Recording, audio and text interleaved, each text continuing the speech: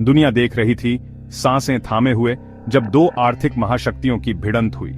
America और चीन व्यापार युद्ध में फंसे, टैरिफ और प्रतिबंधों की झड़ी लगा दी। इस लड़ाई ने पूरी दुनिया की अर्थव्यवस्था को हिलाकर रख दिया। देशों को अपनी व्यापार रणनीतियों पर फिर से विचार करने के लिए मजबूर होना पड़ा। कुछ के लिए यह अनिश्चितता का समय था, लेकिन कुछ के लिए, जैसे भारत, यह एक सुनहरा अवसर था। ट्रंप के पहले कार्यकाल के दौरान शुरू हुआ व्यापार युद्ध उनके दूसरे कार्यकाल में नाटकीय रूप से BIH गया। अरबों डॉलर के सामान पर टैरिफ पसंद का हथियार बन गए। संरक्षणवाद के इस नए युग ने दशकों के वैश्वीकरण को उलटने की धमकी दी। अमेरिका का लक्ष्य अपने व्यापार घाटे को कम करना और घरेलू उद्योगों की रक्षा करना था। चीन ने अपने आर्थिक हितों की रक्षा करते हुए उसी तरह जवाबी कार्रवाई की। इस बदले की कार्रवाई के दूरगामी परिणाम हुए। वैश्विक आपूर्ति श्रृंखलाएं बाधित हुईं। व्यवसायों को अनिश्चितता का सामना करना पड़ा। अंतर्राष्ट्रीय मुद्रा कोष ने वैश्विक विकास में धीमी गति की चेतावनी दी। व्यापार युद्ध वैश्विक आर्थिक परिदृश्य की एक परिभाषित विशेषता बन गया। इस उथल पुथल के बीच भारत ने अपने भाग्य को फिर से आकार देने का मौका पहचाना। अमेरिका चीन व्यापार युद्ध सिर्फ एक द्विपक्षीय विवाद नहीं था, यह एक वैश्विक घटना थी जिसके दूरगामी प्रभाव पूरे महाद्वीपों में महसूस किए गए। दोनों पक्षों ने सामानों की एक विशाल श्रृंखला पर टैरिफ लगाए। इलेक्ट्रॉनिक्स से लेकर कृषि उत्पादों तक कोई भी क्षेत्र नहीं बचा। इसने तनाव बढ़ा दिया और वैश्विक बाजारों में अस्थिरता पैदा कर दी। ट्रंप प्रशासन के तहत अमेरिका ने चीन पर अनुचित व्यापार प्रथाओं का आरोप लगाया। उन्होंने बौद्धिक संपदा की चोरी और जबरन प्रौद्योगिकी हस्तांतरण की ओर इशारा किया। दूसरी ओर चीन ने अमेरिका पर संरक्षणवाद का आरोप लगाया। उन्होंने तर्क दिया कि टैरिफ चीन के आर्थिक शक्ति के रूप में उदय को रोकने का एक प्रयास था। व्यापार युद्ध के कारण दोनों देशों के बीच द्विपक्षीय व्यापार में गिरावट आई।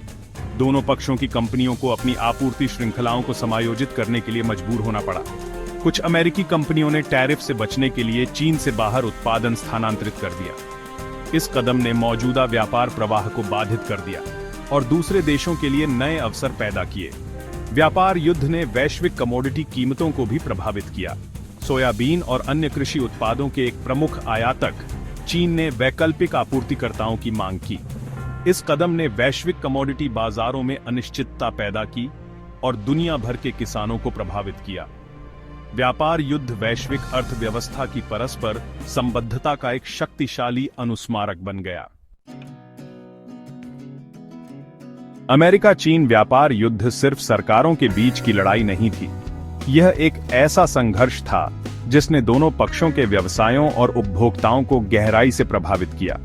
चीन में महत्वपूर्ण परिचालन वाली अमेरिकी कंपनियां खुद को क्रॉसफायर में फंसी हुई पाईं। चीन में बड़े पैमाने पर विनिर्माण कार्यों पर निर्भर कंपनियां जैसे कि एप्पल टैरिफ के कारण उच्च लागत का सामना करना पड़ा। इस दबाव के कारण कुछ कंपनियों ने चीन के बाहर विकल्प तलाशते हुए अपने उत्पादन में विविधता लाने पर विचार किया। व्यापार युद्ध ने अमेरिकी व्यवसायों को अपनी वैश्विक आपूर्ति श्रृंखलाओं और जोखिम का पुनर्मूल्यांकन करने के लिए मजबूर किया। कृषि क्षेत्र विशेष रूप से प्रभावित हुआ।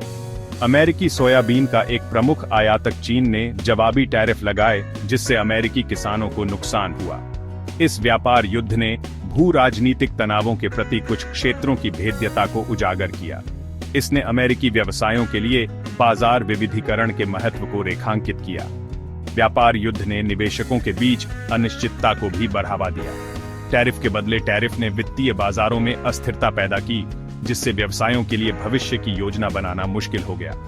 इस अनिश्चितता का निवेश और आर्थिक विकास पर नकारात्मक प्रभाव पड़ा। जैसे जैसे अमेरिका चीन व्यापार युद्ध आगे बढ़ता गया, भारत ने एक विजेता के रूप में उभरने का मौका देखा। अपनी बड़ी और बढ़ती अर्थव्यवस्था के साथ भारत ने अपनी आपूर्ति श्रृंखलाओं में विविधता लाने की चाहत रखने वाले वैश्विक व्यवसायों के लिए एक सम्मोहक विकल्प पेश किया। यह भारत के लिए एक विनिर्माण और निर्यात शक्ति के रूप में विश्व मंच पर कदम रखने का क्षण था। भारत सरकार ने इस अवसर को पहचाना और विदेशी निवेश को आकर्षित करने के लिए कई पहल शुरू की। 2014 में शुरू किया गया मेक इन इंडिया कार्यक्रम भारत को एक वैश्विक विनिर्माण केंद्र में बदलने का लक्ष्य रखता था। सरकार ने विदेशी कंपनियों को भारत में विनिर्माण सुविधाएं स्थापित करने के लिए प्रोत्साहन की पेशकश की। भारत के विशाल और युवा कार्यबल ने इसके बढ़ते घरेलू बाजार के साथ इसे विदेशी निवेशकों के लिए एक आकर्षक गंतव्य बना दिया। व्यापार युद्ध ने कई कंपनियों को चीन के एक व्यवहार्य विकल्प के रूप में भारत पर गंभीरता से विचार करने के लिए प्रोत्साहन प्रदान किया।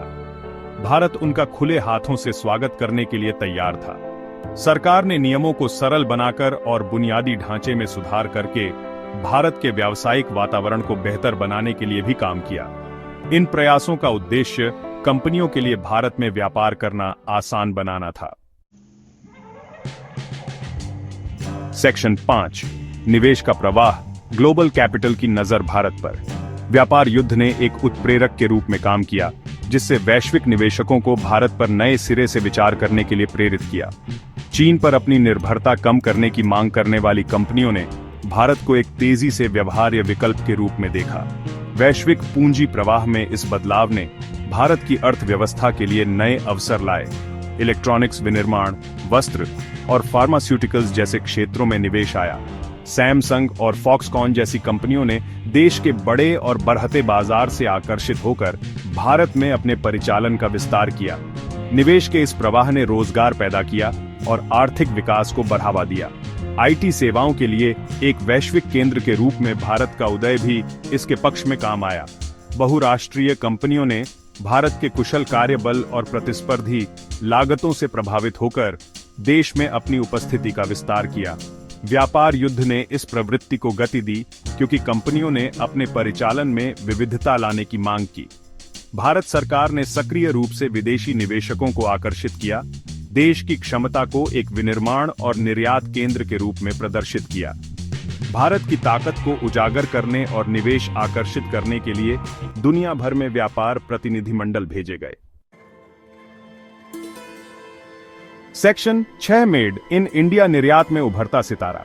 जैसे जैसे वैश्विक आपूर्ति श्रृंखलाएं स्थानांतरित हुईं, भारत ने अपने निर्यात को बढ़ावा देने के अवसर का लाभ उठाया। अपने विनिर्माण क्षेत्र में गति पकड़ने के साथ भारत व्यापार युद्ध द्वारा बनाए गए अंतराल को भरने के लिए अच्छी स्थिति में था। इस अवधि के दौरान संयुक्त राज्य अमेरिका को भारत का निर्यात बढ़ा। इलेक्ट्रॉनिक्स, वस्त्र और रसायनों जैसे उत्पादों को अमेरिकी बाजार में उत्सुक खरीदार मिले। निर्यात में इस उछाल ने भारत के आर्थिक विकास में योगदान दिया और रोजगार सृजित करने में मदद की। भारत को अन्य देशों से बड़ी मांग से भी लाभ हुआ। जैसे जैसे व्यापार युद्ध के कारण चीन का निर्यात धीमा हुआ, देशों ने वैकल्पिक आपूर्तिकर्ताओं की तलाश की। इस विकास ने भारतीय निर्यातकों के लिए नए बाजार खोल दिए। वैश्विक बाजार में भारतीय उत्पादों को बढ़ावा देने में सरकार ने महत्वपूर्ण भूमिका निभाई। ब्रांड इंडिया जैसी पहलों का उद्देश्य भारतीय उत्पादों की छवि को बढ़ाना और उन्हें और अधिक प्रतिस्पर्धी बनाना था।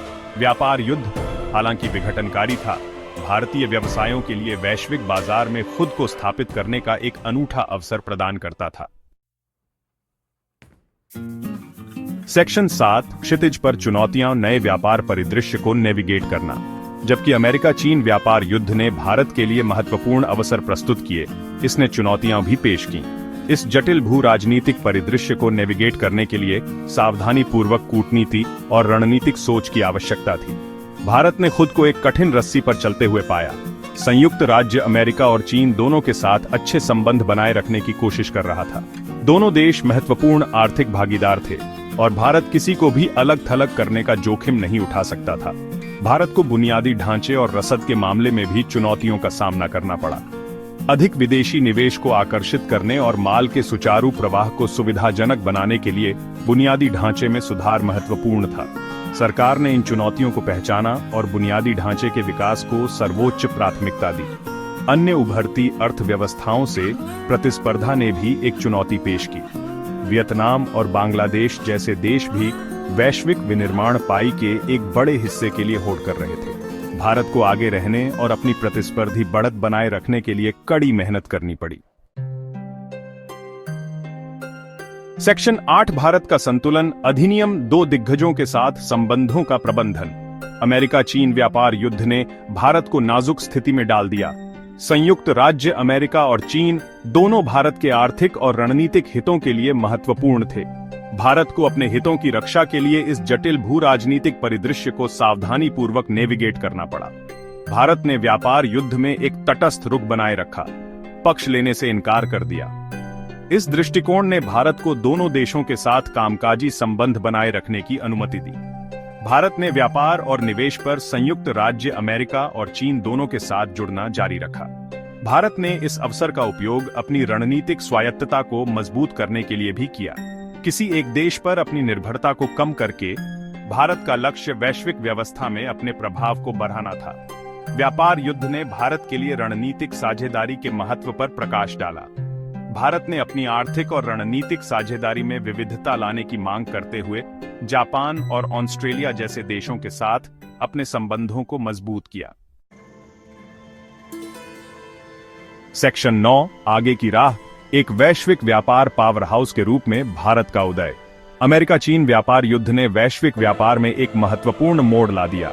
इसने चीन से विविधीकरण की प्रवृत्ति को गति दी और भारत जैसे देशों के लिए नए अवसर पैदा किए। भारत अपनी विशाल क्षमता और रणनीतिक स्थिति के साथ इस नई विश्व व्यवस्था में विजेता के रूप में उभरने के लिए अच्छी स्थिति में था। व्यापार युद्ध ने भारत के लिए अपने आर्थिक सुधारों में तेजी लाने के लिए एक वेकअप कॉल के रूप में काम किया। प्रस्तुत अवसरों का पूरी तरह से लाभ उठाने के लिए भारत के लिए बुनियादी ढांचे में सुधार, नियमों को आसान बनाना और नवाचार को बढ़ावा देना महत्वपूर्ण होगा। व्यापार युद्ध का अपने लाभ के लिए लाभ उठाने में भारत की सफलता एक स्थिर और अनुमानित नीति वातावरण बनाने की उसकी क्षमता पर निर्भर करेगी। विदेशी निवेश को आकर्षित करने और एक मजबूत विनिर्माण क्षेत्र के निर्माण के लिए लगातार नीतियों और दीर्घकालिक विकास पर ध्यान केंद्रित करने की आवश्यकता होगी। भारत के लिए आगे की राह वादों से भरी थी।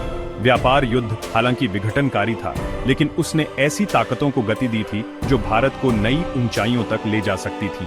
भारत अपनी उद्यमशीलता की भावना और युवा ऊर्जा के साथ एक वैश्विक व्यापार शक्ति के रूप में अपने भाग्य को अपनाने के लिए तैयार था।